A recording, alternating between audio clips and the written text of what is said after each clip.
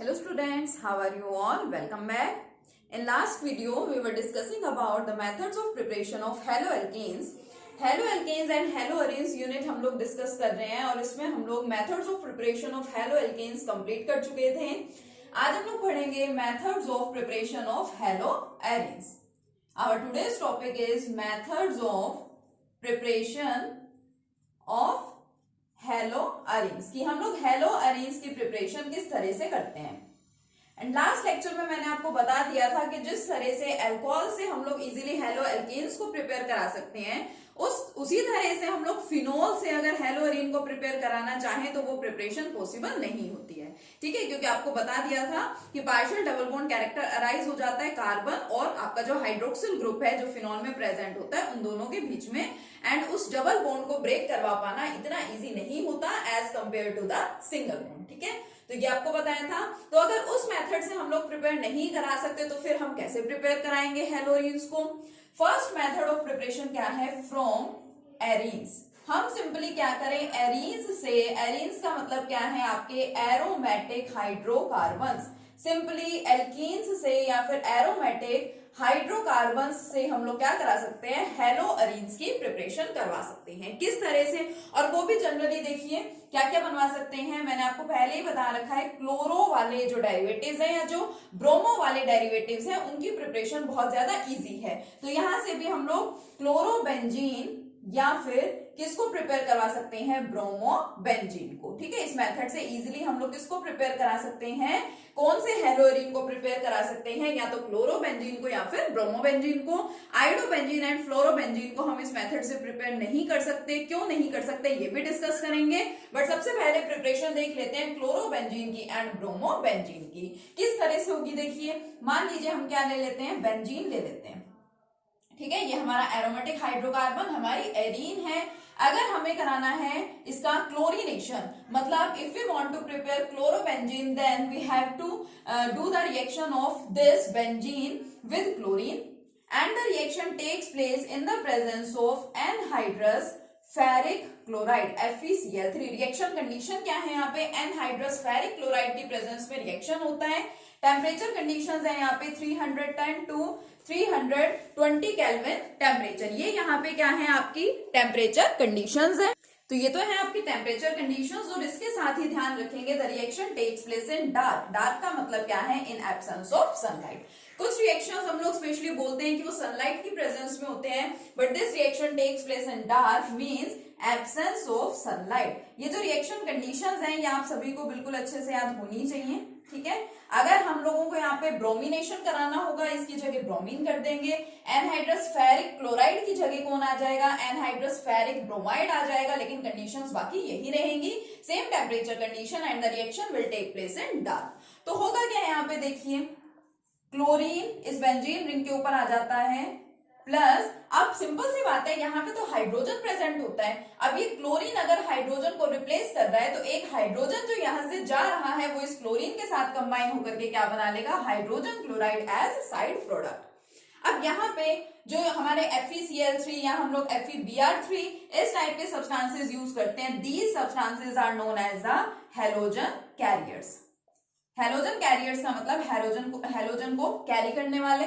ये क्या करते हैं, ये हैलोजन को बेंजीन रिंग पे कैरी कराते हैं. ठीक है, they carry the halogen atom to the benzene ring. और इस तरह से यहाँ पे क्लोरोबेंजीन की क्या हो गई देखिए, फॉर्मेशन हो गई and hydrogen chloride is prepared as a side product. Similarly अगर मान लीजिए हम लोगों को यहाँ पे क्या कराना है, ब्रोमिनेशन कराना है. Suppose now we want to prepare bromobenzene, then what we have to do is the reaction of benzene with bromine in the presence of anhydrous ferric bromide and the temperature condition will be same, that is 310 to 320 Kelvin temperature and the reaction will take place in dark. dark में होगा यानी कि absence of sunlight. तो यहाँ से bromine इधर आ जाएगा तो फॉर्मेशन किसकी हो जाएगी, देखिए यहाँ पे ब्रोमोबेंजीन की. ठीक है, ब्रोमोबेंजीन बन गया, plus your side product will be hydrogen bromide in this case. ठीक है, तो आपका सिंपल सा रिएक्शन हो गया. अगर आप क्लोरोबेंजीन एंड ब्रोमोबेंजीन को प्रिपेयर कराना चाहते हैं तो ये दो तरीके हैं. दो तरीके मींस ये दोनों के एग्जांपल्स हैं. ठीक है, अब जो फ्लोरीनेशन है, fluorination, direct fluorination is not possible. यही मैंने आपको लास्ट हेलो एल्केन्स की प्रिपरेशन में भी बताया था। ठीक है, क्या बताया था मैंने वहां पे, हम लोग एक रिएक्शन पढ़ रहे थे। सिंपली मैंने यहाँ पे लिया मीथेन, मीथेन के साथ मैंने आपको बताया था कि हम इसका रिएक्शन क्लोरीन से करा सकते हैं, ब्रोमीन से करा सकते हैं, but direct fluorination is not possible. Why? Because the reaction is violent in nature. Reaction कैसा है? रिएक्शन बहुत ज्यादा वायलेंट होता है, या रिएक्शन में यू बोल दूं बहुत ज्यादा क्या होता है, डेंजरस होता है। अब रिएक्शन वायलेंट है, विग्रस है, या फिर बोल देते हैं कि डेंजरस है। अब क्या होता है यहाँ पे, बिकॉज मेन पॉइंट यहाँ पे क्या है, the reaction is exothermic in nature and a large amount of heat is released, so the reaction is not easy to control. Reaction को इजीली कंट्रोल नहीं किया जा सकता, इसलिए हम लोग बोल सकते हैं यहाँ पे कि डायरेक्ट फ्लोरिनेशन। अगर हम लोग डायरेक्ट फ्लोरिनेशन कराना चाहते हैं तो ठीक है, direct fluorination is not possible. मतलब ऐसा कभी भी पॉसिबल नहीं है कि हम लोग यहाँ पे क्या करें, हम यहाँ पे ले ले बेंजीन रिएक्शन करा दे फ्लोरीन के साथ, तो वो रिएक्शन यहाँ पॉसिबल कभी भी नहीं होगा। तो आपको ध्यान रखना है, क्लोरोबेंजीन एंड ब्रोमोबेंजीन तो बन गए, डायरेक्ट फ्लोरिनेशन पॉसिबल नहीं है। Now what about iodination? तो चलिए नेक्स्ट देखते हैं आयोडोनेशन को। अब देखिए, अगर हम कराना चाहते हैं यहाँ पे आयोडोनेशन, आयोडोनेशन का मतलब क्या है, रिएक्शन विद आयोडीन, आयोडोनेशन।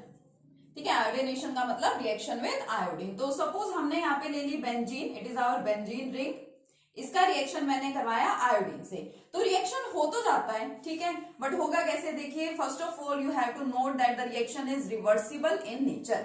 यहां से आपका जो आयोडीन है ये बेंजीन के ऊपर आ तो जाएगा, इधर आ गया, प्लस यहां से हाइड्रोजन एक आयोडीन के साथ कंबाइन भी हो जाएगा for the formation of hydrogen iodide.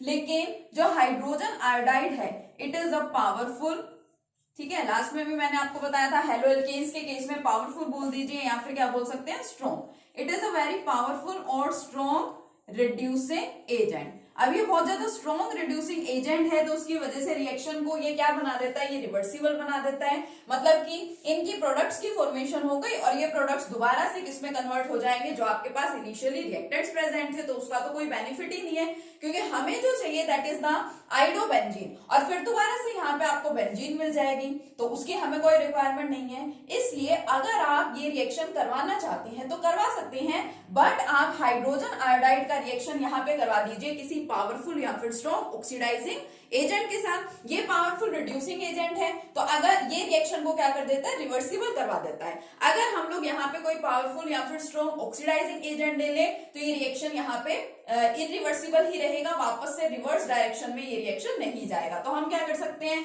कि HI का रिएक्शन मैंने आपको पहले भी बताया था, या तो हम किससे करवा दें, HiO3 आयोडिक एसिड से, या फिर आप इसका रिएक्शन किससे करा सकते हैं, कंसंट्रेटेड नाइट्रिक एसिड से भी करा सकते हैं। दोनों ही आपके क्या है, पावरफुल ऑक्सीडाइजिंग एजेंट्स हैं। इससे रिएक्शन कराएंगे तो क्या बनेगा, देखिए, ये one iodine and other iodine both will combine for the formation of iodine molecule, plus hydrogen और ऑक्सीजन बाकी है, मिलकर के क्या बना लेंगे, यहाँ पे देखिए वाटर। यहाँ पे क्या होगा, ठीक है, इस केस में आपको क्या मिलेगा, यहाँ पे आयोडीन मोलिक्यूल, ठीक है, हाइड्रोजन एंड ऑक्सीजन मिलके वाटर भी बनाएंगे, एंड नाइट्रोजन एंड ऑक्सीजन मिलके बनाएंगे नाइट्रोजन डाइऑक्साइड।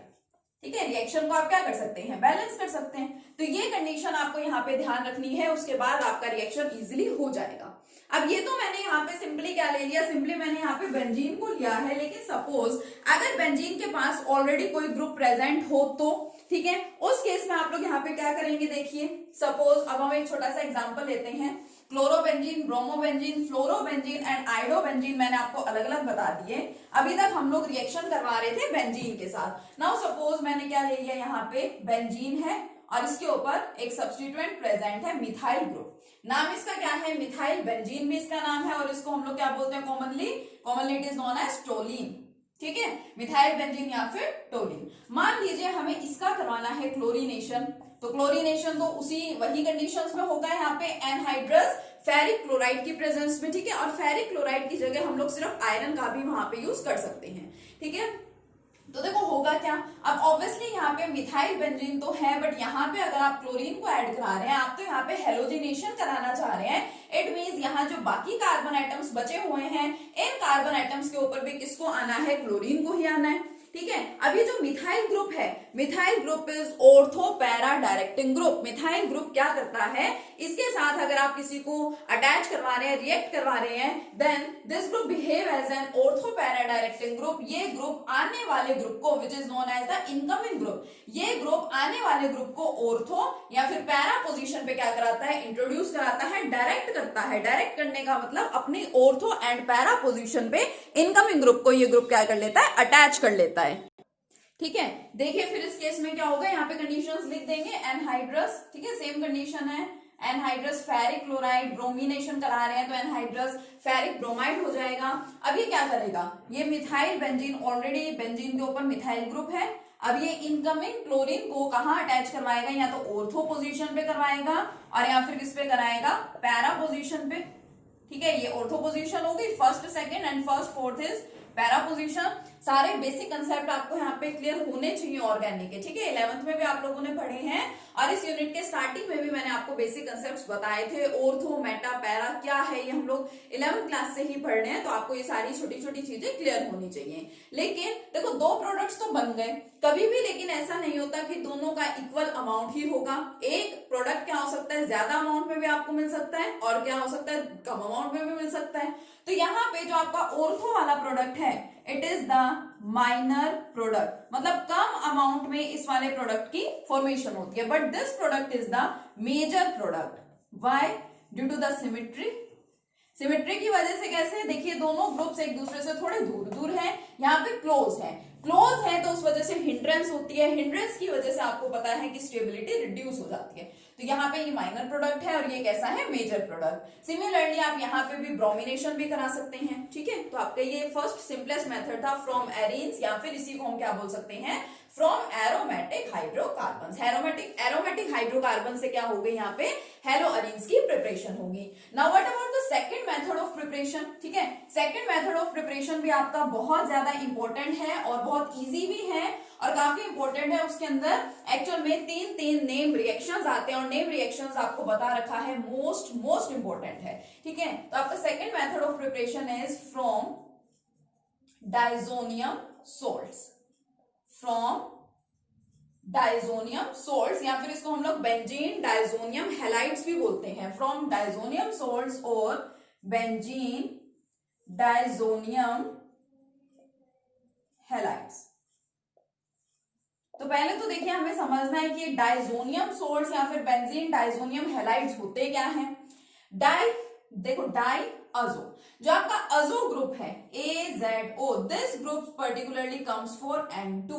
ये यहाँ जहां पे भी ये वर्ड लिखा हुआ है वो रिप्रेजेंट कर रहा है कि वहां आपके पास नाइट्रोजन प्रेजेंट होगा, इस ग्रुप को आप अजो बोलते हैं। ठीक है, सॉल्ट्स यानी कि कोई सॉल्ट होगा आपके पास, लाइक क्लोराइड, ब्रोमाइड, ये सब हो सकता है, क्योंकि हम यहाँ पे हैलाइड्स की बात कर रहे हैं। इसके दूसरे नाम से भी बहुत इजीली आपको पता चल जाता है, इट इज बेंजीन। तो देखो बेंजीन है, डाइजोनियम, अब डाइअजो। ठीक है, ऑब्वियसली बेंजीन के ऊपर ही कहीं पे प्रेजेंट होगा, किसी भी पोजीशन पे दिखा सकते हैं N2, एंड हैलाइड मींस क्या है, हेलोजन होगा। तो देखिए ये सॉल्ट ही तो है, it is known as the benzene diazonium halide, या फिर सिंपली इसको क्या बोलते हैं हम लोग, डाइजोनियम सॉल्ट्स भी बोलते हैं। अब देखिए बेंजीन डाइजोनियम हैलाइड्स, जनरली यहाँ पे भी हम लोग जिसका यूज करते हैं वो क्या है, बेंजीन डाइजोनियम क्लोराइड का ही यूज कर लेते हैं। तो सबसे पहले तो देखिए फर्स्ट रिएक्शन ही जो इसके अंदर है, that is name reaction and is very important, which is known as the Sandmeier's reaction.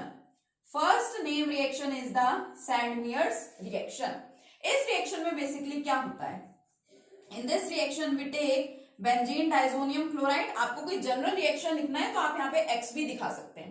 ठीक है, लेकिन हमेशा याद रखें कभी भी यहाँ पे फ्लोराइड, आयोडाइड ये सब ना दिखाया करें। और बेंजीन डाइजोनियम हैलाइड के केस में तो पर्टिकुलरली बेटर है कि अगर आप क्लोराइड्स को ही दिखाएं तो। ठीक है, तो ये हो गया आपका बेंजीन डाइजोनियम। अब हैलाइड है तो यहाँ पे आपने क्लोरीन ले रखा है, तो इसका नाम क्या हो गया, देखिए it is benzene diazonium chloride. क्या है इसका नाम, it is benzene diazonium chloride. ठीक है, इसका रिएक्शन आपको करवाना है, किसके साथ करवाएंगे इसका reaction, CuCl, it is your cuprous chloride in presence of HCl। अब इससे आपको पता चल रहा है कि हम यहाँ पे एक्चुअल में किसको प्रिपेयर कराना चाहते हैं, क्लोरोबेंजीन को प्रिपेयर कराना चाहते हैं। अगर हमें प्रिपेयर करना होता है यहाँ पे ब्रोमोबेंजीन को, तो हम यहाँ पे क्या करते हैं, इसकी जगह ब्रोमीन ले लेते हैं। ठीक है, तो ये देखिए बेंजीन डाइजोनियम क्लोराइड, इसके साथ इसकी प्रेजेंस में रिएक्शन होता है, फॉर्मेशन किसकी होती है, जस्ट डायरेक्ट यहाँ पे क्लोरीन ग्रुप इंट्रोड्यूस हो जाता है, प्लस यहाँ से नाइट्रोजन क्या हो जाता है, सेपरेट हो जाता है। ठीक है, और थोड़े से अमाउंट में यहाँ पे HCl भी बन जाता है, लेकिन उसको हम दिखाते नहीं है प्रोडक्ट में। क्यों? क्योंकि हमने यहाँ पे रिएक्टेंट्स में भी, रिएक्शन कंडीशन में भी उसको दिखा रखा है एज रिएजेंट, तो बेटर है कि यहाँ पे दोबारा से HCl ना लिखें। अब वैसे तो आप लोग 12th के स्टूडेंट्स हैं, तो आपको ये कंसेप्ट अच्छे से क्लियर होना ही चाहिए कि आपने यहाँ पे क्यूप्रस क्लोराइड जो लिया है, एक्चुअल में ये क्यूप्रस क्लोराइड कौन है, आपका रिएजेंट है, जो कि बहुत स्मॉल अमाउंट में होगा। ठीक है, ये चीज आपको क्लियर होगी ही। अब यहाँ पे आपको इस तरह से कंफ्यूज नहीं होना कि रिएक्टेंट्स में तो हमारे पास कॉपर भी आ रहा है, प्रोडक्ट में हमारे पास कॉपर टाइप का कुछ बना ही नहीं है, तो वही रीजन है कि ये तो आपका बहुत स्मॉल से अमाउंट में प्रेजेंट है। इसका वर्क क्या होता है, made to provide the chlorine, reaction conditions में क्लोरीन को प्रोवाइड करवाना। ठीक है, कॉपर जो है वो कोई बहुत ज्यादा एक्सेस अमाउंट में यहाँ पे प्रेजेंट नहीं होता कि यहाँ पे कॉपर का कोई कंपाउंड आपको मिल जाएगा, नहीं। ठीक है, तो आपका सिंपल सा रिएक्शन है, this reaction is known as the Sandmeyer's reaction. क्या होता है Sandmeyer reaction, when benzene diazonium chloride is treated with और is reacted with cuprous chloride in the presence of HCl, then the formation of chlorobenzene takes place. किसकी formation हो जाती है यहाँ पे, क्लोरोबेंजीन की। This reaction is known as the Sandmeyer's reaction. इस reaction को क्या बोलते हैं, सैंडमियर्स रिएक्शन इसको बोलते हैं। ठीक है, बिल्कुल सिंपल सा कंसेप्ट है, ये भी आया समझ में।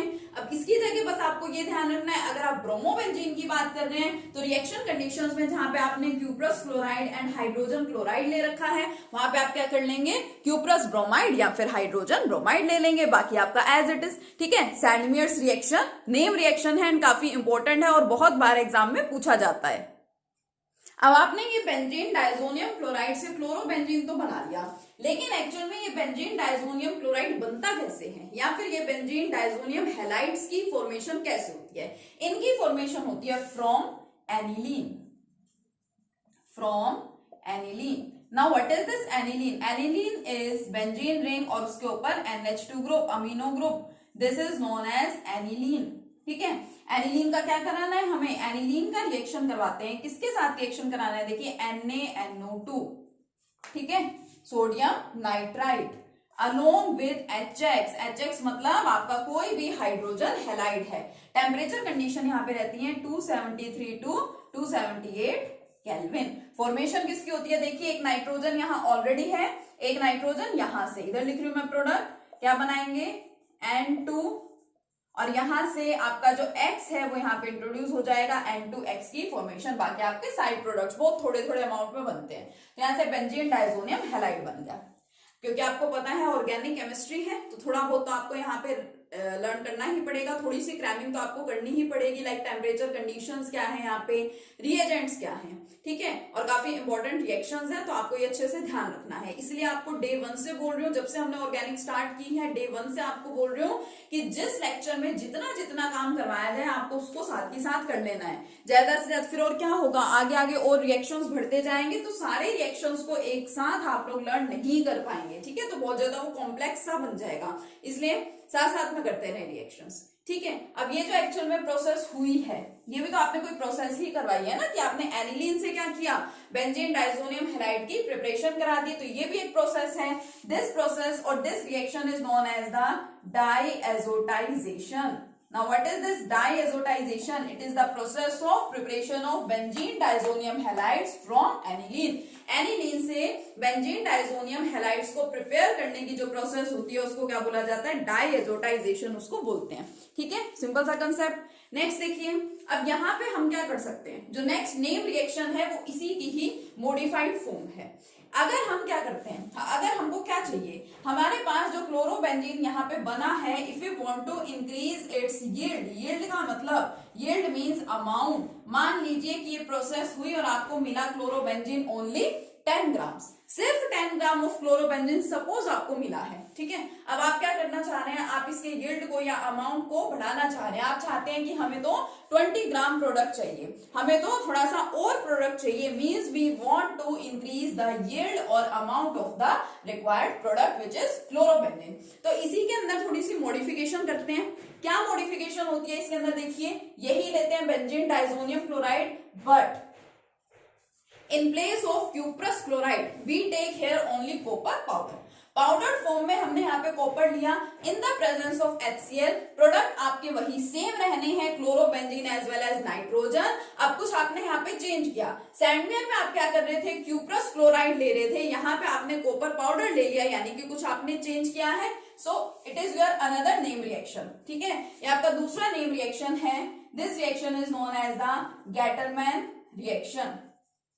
ये भी आपका एक नेम रिएक्शन है and this name reaction is known as the Gattermann reaction. जब भी आप लोगों से नेम रिएक्शंस पूछे जाते हैं तो नेम रिएक्शंस में आपको क्या लिखना होता है, किस तरह से आपको उसमें मार्क्स मिलते हैं। पहले आपको लिखनी होती है स्टेटमेंट कि आप यहाँ पे एक्चुअल में कर क्या रहे हैं, उसके बाद आपको यहाँ पे इक्वेशन दिखानी होती है। जनरल रिएक्शन अगर है सभी के लिए तो आप जनरल दिखा सकते हैं, अदरवाइज आपको इस तरह से एग्जाम्पल्स लिखने होंगे, ठीक है। तो सैंडवेयर रिएक्शन हो गया और क्या हो गया आपका गैटरमैन रिएक्शन। तो बेंजीन डाइजोनियम सोल्ट से हम लोग प्रिपरेशन कर रहे हैं, ठीक है। नेक्स्ट लेक्चर में कंटिन्यू करेंगे बाकी रिएक्शंस के साथ, और नेम रिएक्शंस हमें करने हैं। Okay, thank you.